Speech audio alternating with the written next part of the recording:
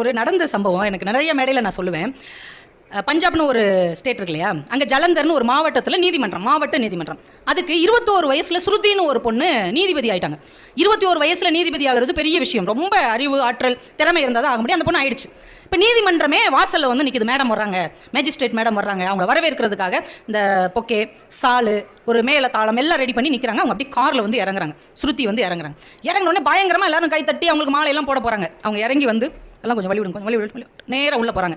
அந்த நீதிமன்ற வளாகம் இருக்கும்ல, அதில் ஒருத்தர் டீ கேன் வச்சு டீ வித்துட்டு இருக்காரு. நேராக போய் அவர் கையை பிடிச்சிட்டு அவர் கூட சிரிச்சு சிரிச்சு பேசுகிறாங்க. இவங்களுக்குலாம் அதிர்ச்சி. இன்னும் ஒரு மேஜிஸ்ட்ரேட் மேடம், ஒரு நீதிபதி, நீதி அரசர் இப்படி அவர்கிட்ட போய் பேசிட்டு இருக்காங்க. மேடம் வாங்க மேடம், உங்களுக்காக தான் இவ்வளோ பாராட்டு, நீங்கள் என்ன டீ கடைக்காரங்க கூட போய் பேசிட்டு இருக்கிறீங்க. அவங்க நின்று திரும்பி சிரிச்சு மகிழ்ச்சியோட சொல்லியிருக்கிறாங்க, உங்களுக்கு வேணா இன்னைக்கு நான் நீதிபதியாக இருக்கலாம், ஆனால் இந்த நீதிபதி பதவி எனக்கு கிடைப்பதற்காக தன் ரத்தத்தை சிந்தி பாடுபட்ட எங்கள் அப்பா இவர் தான் எனக்கு முக்கியம் அப்படின்னாங்க. அந்த செகண்ட், அந்த தருணம் அவங்க அப்பாவுக்கு எப்படி